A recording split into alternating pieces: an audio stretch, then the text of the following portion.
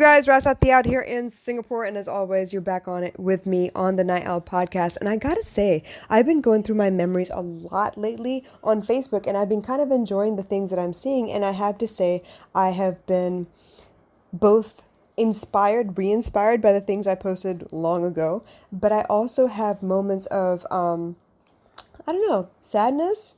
It's not really remorse. It's sadness. I think it's sadness. It's like things that I used to do, people that I used to roll with that I no longer roll with. And it's not a bad thing. I mean, evolution is inevitable, right?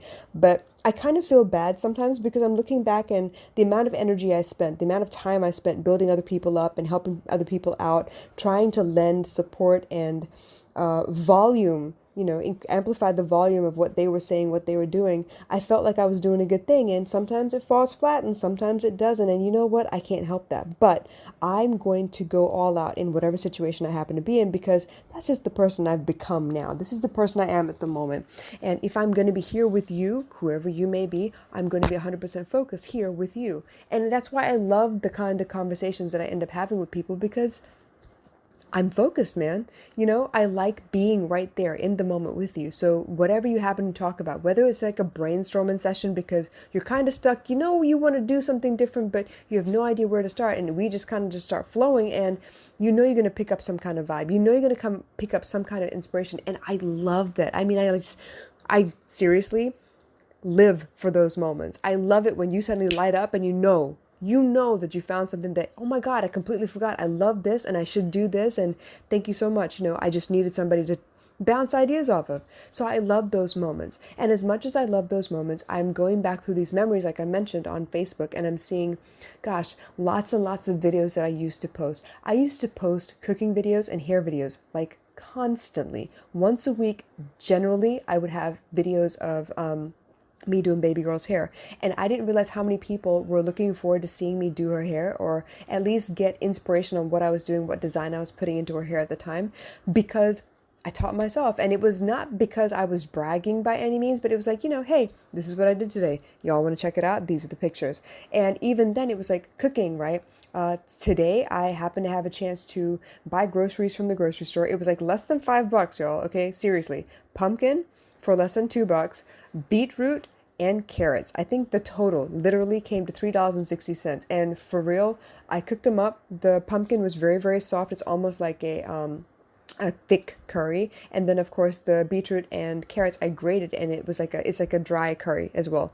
But that's going to last me the rest of the week. All I got to do is whip up a meat curry and I'm good to go, or maybe like a rasam to go with it. So these are the things I've always done, and I just really enjoyed it because it gives me a chance to kind of go back and see the things that I used to do. But I also know that I am human as I am affected by the people around me and the things that they say. There have been so many instances where someone says, oh my gosh, I can't believe you did this. And I was offended by it. And literally the next thing I do is I stop doing that because I don't want to offend anybody. But I also realize that when I shut off a piece of myself, I'm also denying myself the opportunity to just be myself. I don't want to offend people, but it's also not my responsibility how they take the information that they see. I'm not pointing people out. I'm not talking about your trauma. I'm not, putting you on blast. None of that stuff.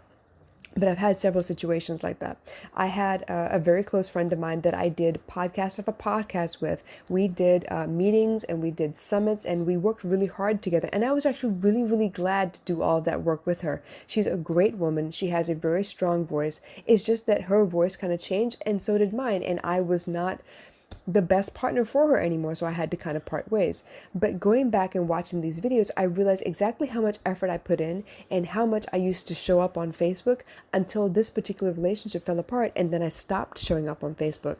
Now, that's not the first time that's happened. I've opened record companies and I've talked to millions of okay, not millions, I'm exaggerating there. Let me roll it back for a second. I've talked to several different artists before. I've signed producers, I've signed artists, I've written the contracts, and I've had a really great time.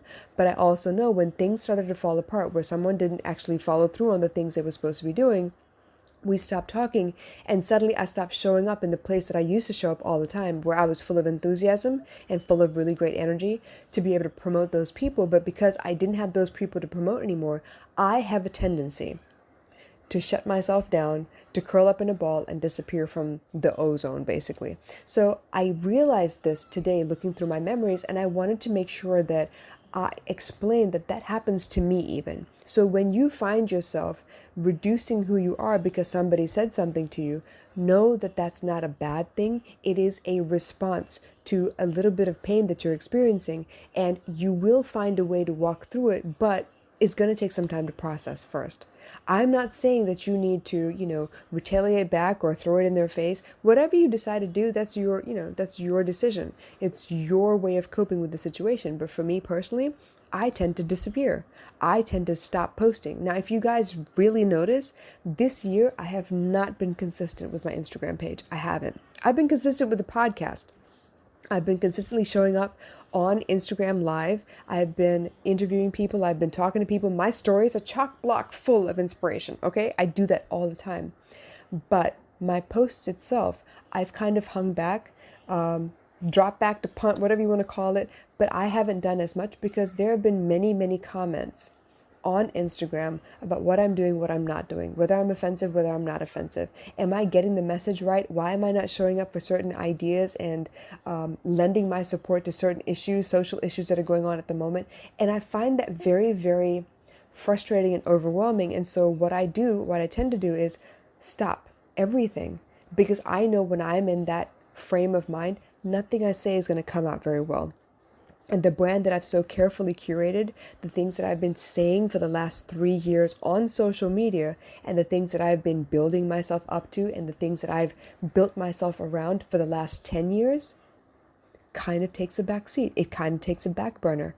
And I feel bad about that because I suddenly feel like I can't say what I want to say. But I also realize that that's something that I need to process. That's a trigger for me that I need to process.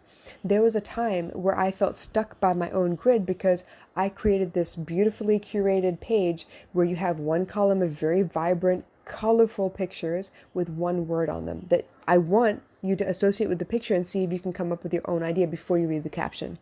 There's another column that is plain white so you can offset all of the color that's on my page, and it has a phrase on it that I also want you to think about before you read the caption.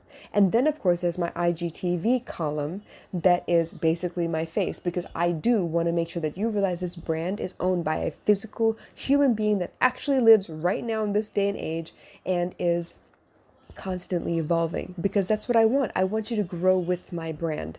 As I become stronger, smarter, faster, more well-spoken, more effective in my speech and in my storytelling and in my counseling, I want you to grow with me. When I pick up new hobbies, when I become a little bit more bold, maybe about fashion, maybe about makeup, maybe about jewelry, I don't know. Whatever the case may be, I want you to grow with me. But lately, I've been finding that I am very, very inundated by all of these energies, and I feel like I am being muted. I feel like I am being told I can't be this way and I can't be that way, and I can't talk like this and I can't speak like that, and I can't associate with these people, and I can't, speak about mental health this way because it hits too close to home, and it hurts my feelings, I'm not going to lie. And so most times I take a back seat and I stop doing what I love most because I'm afraid of hurting people.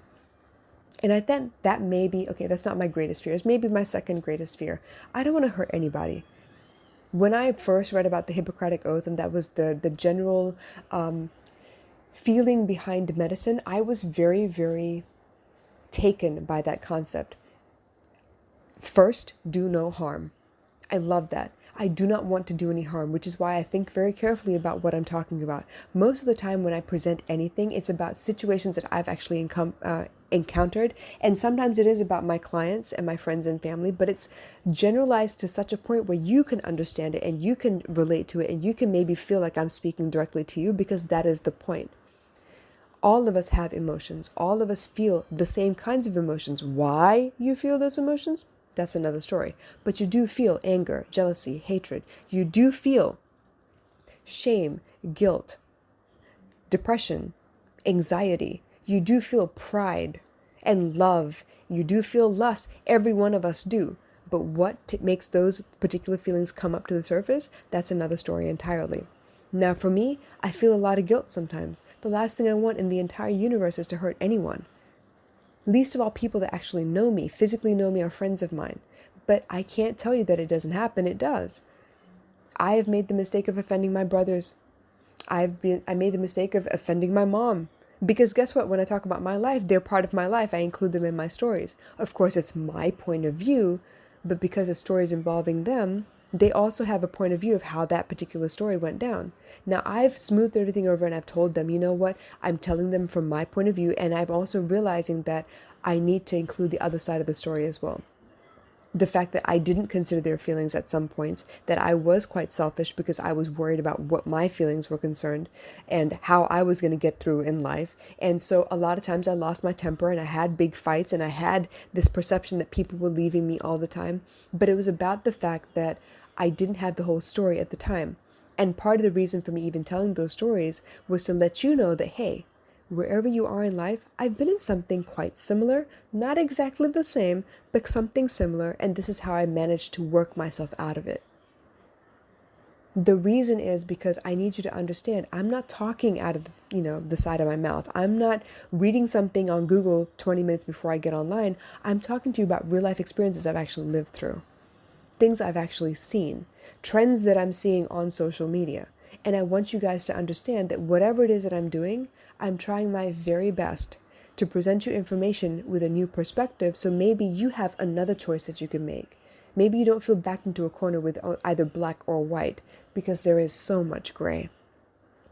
And so when I look at these memories, I realize that I have this tendency to shut up and keep quiet because I'm offending too many people. I'm having too many comments. And it's not that I want to throw things in people's faces. It's because I really do need to take a back seat for a second and observe and really understand if I did something out of spite, if I did something to call somebody out, if I did something that was a little too detailed that may have called somebody's exact experience out. And I want to make sure that I'm not hurting anyone. So I have to make sure always, constantly, this is part of my evolution as well. I have to make sure that whatever it is that I'm teaching is generic. Whatever it is that I'm teaching is using language that you would identify with, but not to the point that you would think that I'm talking about you specifically. But it's also information that I know that if 3 of you are experiencing it, there's probably a whole lot more of you that are experiencing it too. And I need you guys to know that you're not alone. That's the basis of half of the things that I do on social media when it comes to mental health. I'm not here to point fingers. I'm not here to put you on a pedestal. I'm not here to shine a light on your specific case study. That's not what I'm doing at all.